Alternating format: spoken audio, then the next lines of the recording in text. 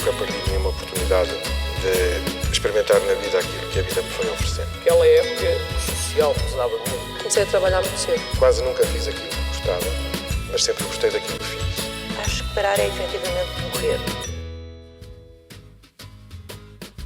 Seja bem-vinda ao Conversas com Vida. A convidada de hoje diz o que pensa e não tem receio de ser polémica.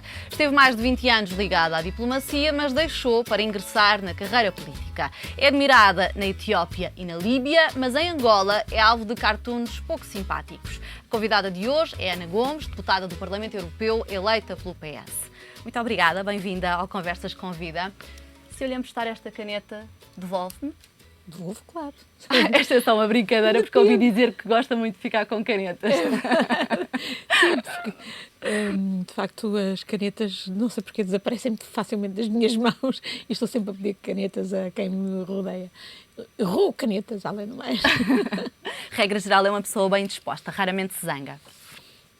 Eu acho que sim, eu sou uma pessoa otimista e gosto do que faço e portanto...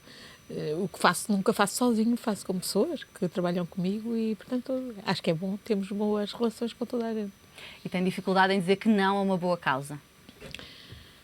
Sim, porque as áreas em que eu trabalho, no domínio da política externa no Parlamento Europeu e, enfim, tudo aquilo que seja relevante para os interesses portugueses dentro do meu quadro de atividades, tem muito a ver com promoção dos direitos humanos, do Estado de Direito, a democracia e, de facto, quanto mais se trabalha, mais solicitações se tem nesta matéria e é, de facto, difícil orientar o trabalho e resistir a convites que nos fazem para nos empenharmos por esta ou aquela questão. Portanto, é preciso, como em tudo na vida, de facto, ter prioridades e também conhecer os seus próprios limites. É muito difícil. Costuma acumular reuniões umas em cima das outras para poder dizer que sim a toda a gente. Sim, eu gostava que os meus dias tivessem 48 horas. Eu gosto de trabalhar, sou aquilo que os anglo-saxónios chamam workaholic e precisava que os meus dias tivessem 48 horas porque aquilo que faço penso que é importante e estimula-me a fazer mais. E mesmo assim, com essa correria do dia-a-dia, ainda tem tempo para ler livros, para ler jornais, para estar sempre informada? Pois é essencial no meu trabalho estar ao corrente de tudo e, portanto, hoje tenho, felizmente, o recurso às redes sociais por onde vem muita informação. O Twitter descobriu há pouco tempo, mas tenho que ler muita informação e é para isso que eu também precisava de mais horas no dia, porque há tanta coisa. Hoje o manancial de informação é extraordinário e a grande dificuldade é justamente selecionar. E não consigo dar vazão a tudo o que precisava de ler. Os valores que hoje a movem foram-lhe transmitidos pela sua família ou foi-os ganhando ao longo da sua vida? Sem dúvida que a minha família foi decisiva, mas também a escola pública, andei sempre em escola pública, sou um produto da escola pública portuguesa com muito orgulho e tenho bem noção de que os meus professores foram essenciais para me incutir o tipo de valores porque me movo e também a experiência de vida, a experiência de ter vivido em ditadura foi marcante, fez-me obviamente querer a liberdade, querer destruir a ditadura, que no caso concreto aqui em Portugal implicava também a guerra colonial, portanto fui militante contra a guerra colonial e naturalmente que percebi a partir do 25 de Abril que tínhamos um país novo a construir e empenhei-me até como diplomata na divulgação desse novo país, de projetar uma imagem diferente de Portugal. Enquanto era jovem, era comum em sua casa falar-se sobre política? Sim, por acaso a minha família era bastante politizada, mas como todas as famílias de classe média, tinha medo. Eu lembro-me de um dia, 12 ou 13 anos, a minha mãe me ter mandado sair da mesa porque eu disse qualquer coisa desagradável sobre Salazar. E não é porque que eu não soubesse que a minha mãe concordava, mas é porque ela tinha medo que eu fosse repetir isto lá para fora e que isso depois tivesse consequências para mim e para a família. Era esse o clima de medo e de autocensura que os portugueses viviam. E é isso que, de facto, radicalmente mudou com o 25 de Abril. No fundo, foi uma forma de a proteger, foi uma espécie de autocensura, mas para a proteger. Sim, que era o que acontecia com todas as famílias. As pessoas diziam que não eram políticas, não é? Parafraseando aquela frase do Raul Solnado, a minha política é o trabalho,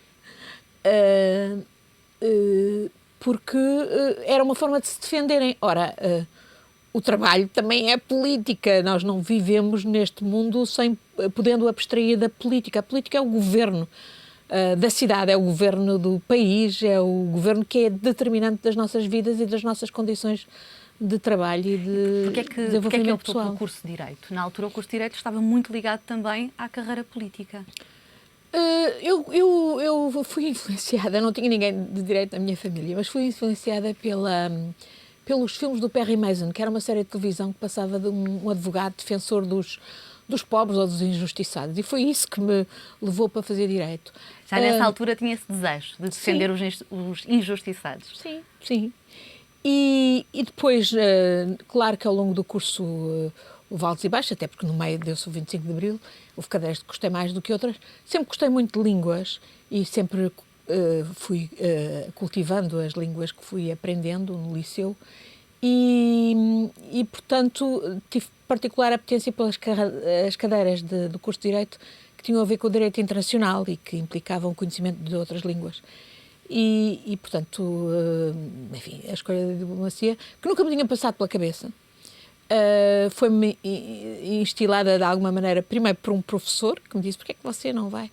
E depois por amigos que estavam a fazer concurso para o Ministério dos Negócios Estrangeiros e que quando eu já estava a fazer estágio de advocacia e que me desafiaram, e eu decidi ir um bocadinho por desporto e tive imensa sorte. Ainda na faculdade já tinha alguma atividade política? Sim, tinha, claro. Eu já no liceu tinha. No liceu fazia parte de uma coisa que se chamava o Movimento dos Estudantes Associativos do Ensino Secundário de Lisboa, o MAESL, que fazia também parte, por exemplo, o atual ministro Nuno Crato. E outras pessoas, João Espada, etc. E quando fui para a faculdade fui claramente sabedora que aquilo era o grande momento de eu poder até também ter uma intervenção política mais ativa, mais arriscada também. Quando se vai para a faculdade a pessoa estava mais liberta também, digamos, dos constrangimentos da família. E fui à procura, lembro-me de ter ido entrar na cantina da cidade universitária à procura de quem são quem são o grupo aqui a que eu me vou ligar e que é mais combativo. E nessa altura liguei-me a umas pessoas que eram até da minha faculdade, tinham pessoas como queridos amigos, hoje já desaparecidos, como o João Isidro, jornalista, o Zé Luís Saldanha Sanches e outras pessoas, que eu não sabia que depois por trás tinham o MRPP. Naquela altura liguei-me a uma estrutura legal, associativa, que era o Movimento Ousar Lutar, Ousar Vencer. Por trás tinha os comitês de luta anticolonial e depois por trás, vim mais tarde a descobrir, tinha o MRPP. E, portanto, a minha experiência de vida política muito intensa tem a ver com o MRPP, numa altura em que o MRPP era já um partido contracorrente e muito crítico, inclusivamente do 25 de Abril.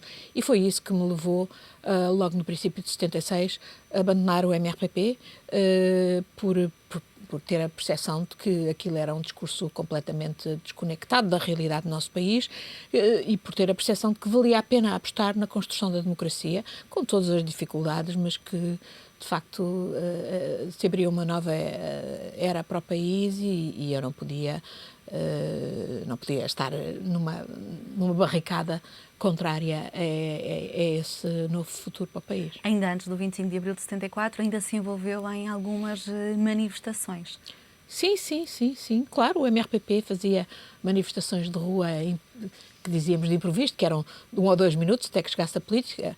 Lembro-me, por exemplo, no dia 21 de fevereiro de 1973, levei uma vergastada no Praça do Chile, numa dessas manifestações.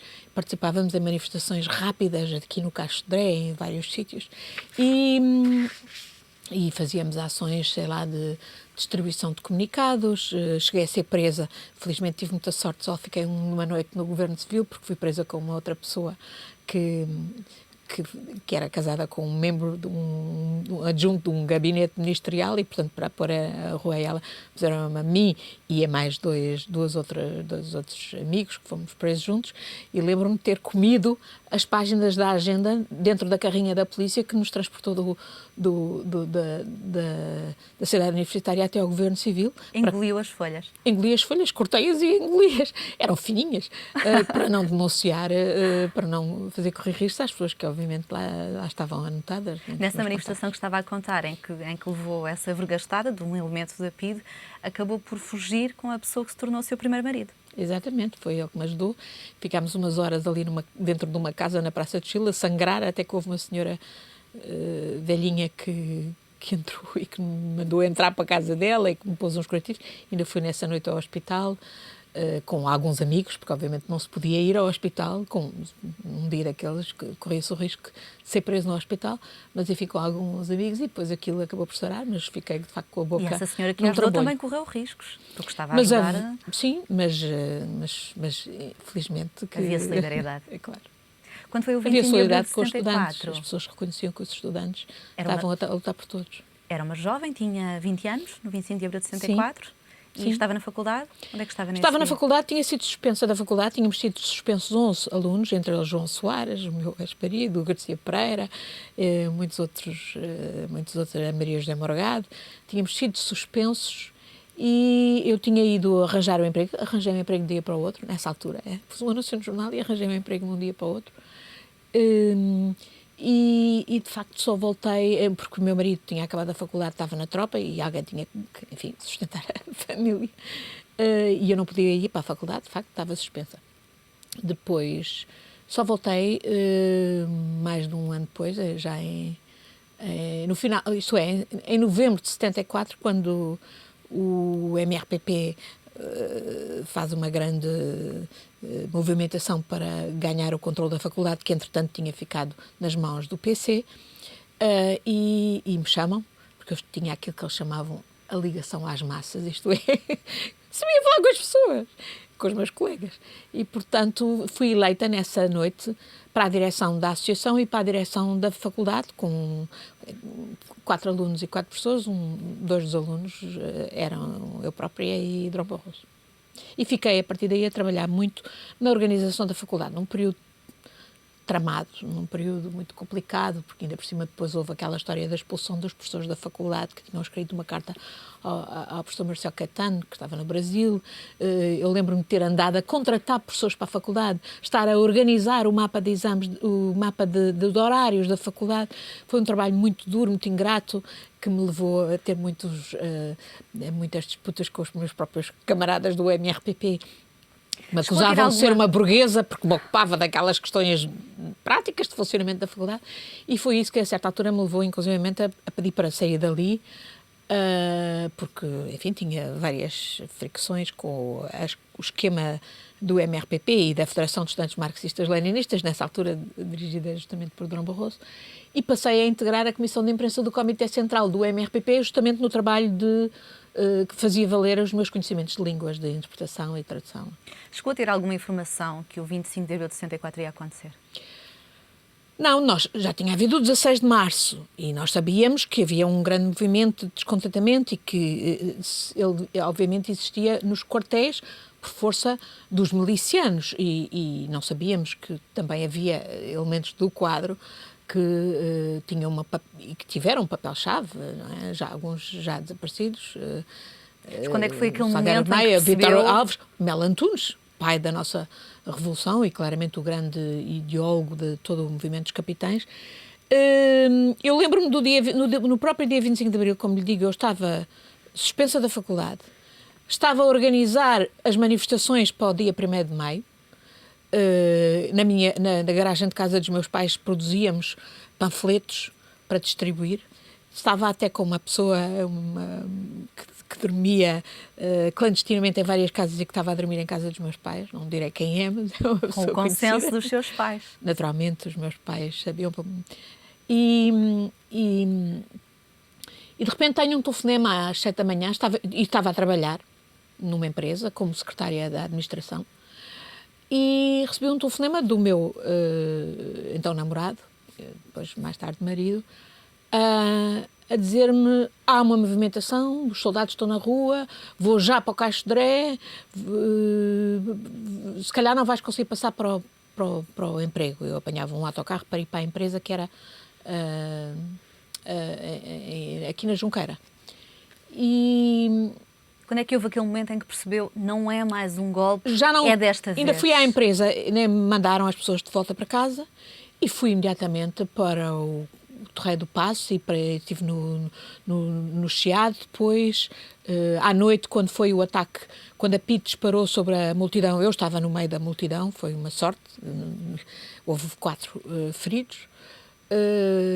E estive no Largo do Carmo, enfim, passei essa noite toda nessa euforia do 25 de Abril, em que ninguém sabia bem o que é que ia ser.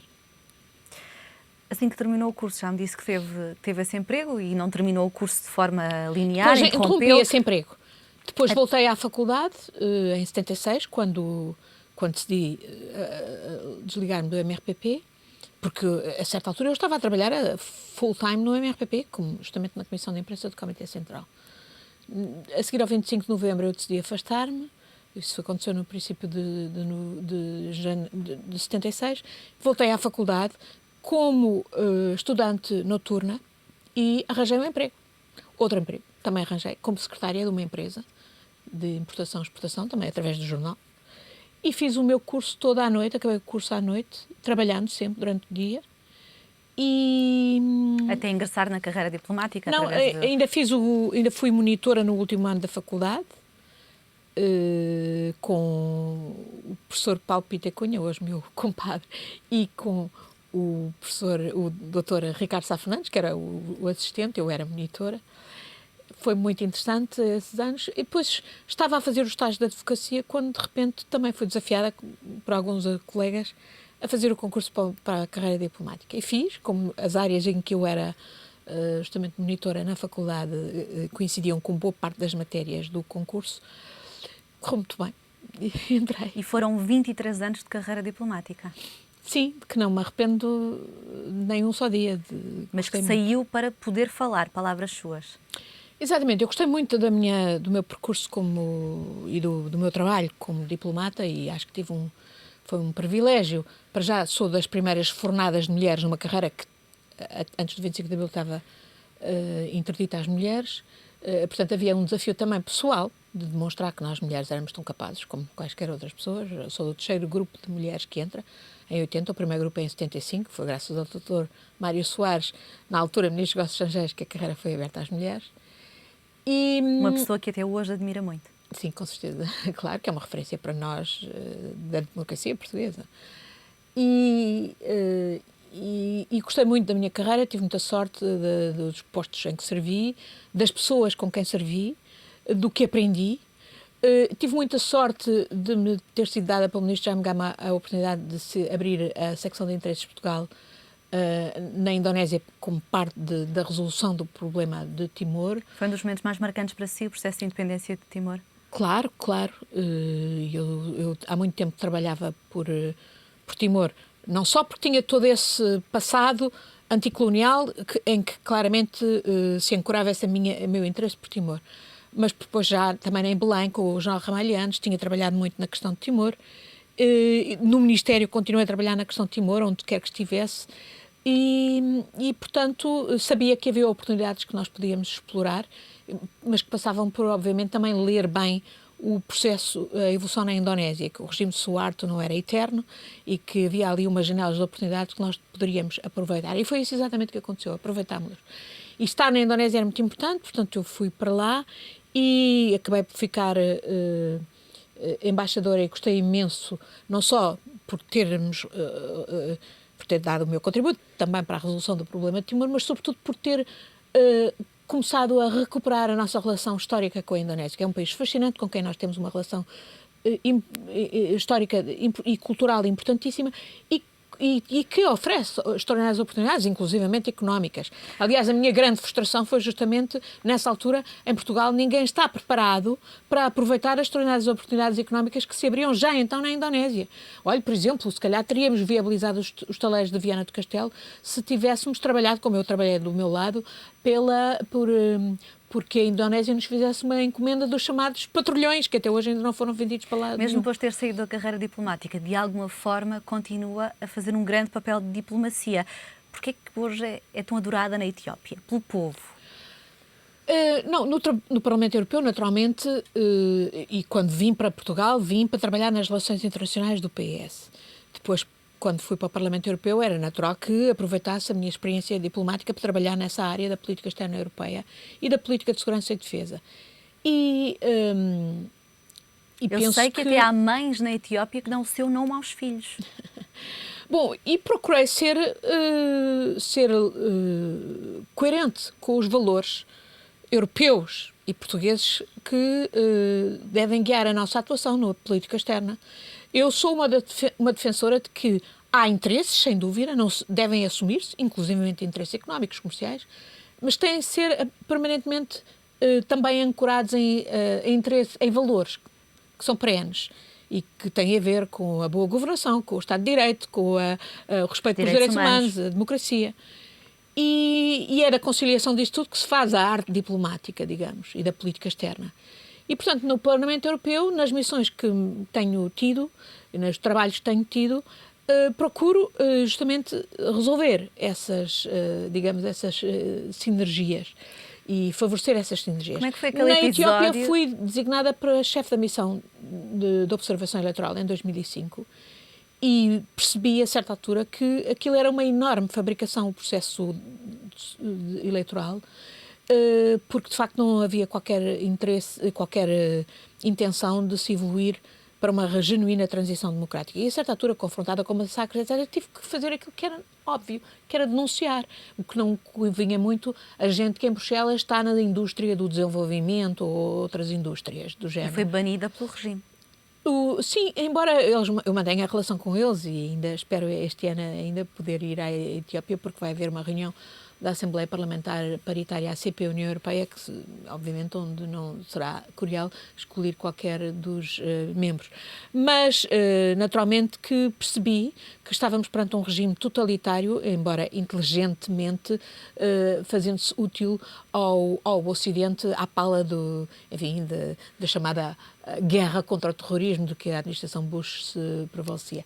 Como é que foi aquele episódio que estava num táxi nos Estados Unidos e que o senhor que estava a conduzir o táxi e que era da Etiópia e lhe perguntou se conhecia quem era a Ana Gomes? Muitas vezes.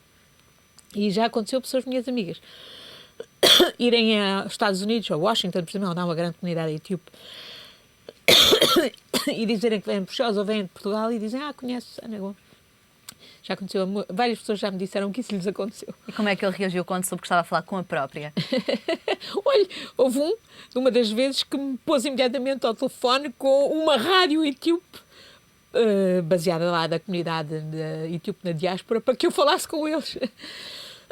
E tem havido muitos que nem sequer aceitam receber o táxi. Eu tenho que insistir e explicar-lhes que o Parlamento Europeu me paga o táxi para que eles aceitem receber. Ana Gomes, já voltamos a esta conversa após um curto intervalo. Interrompemos então este Conversas com Vida. Voltamos já a seguir. Volte connosco também. Até já.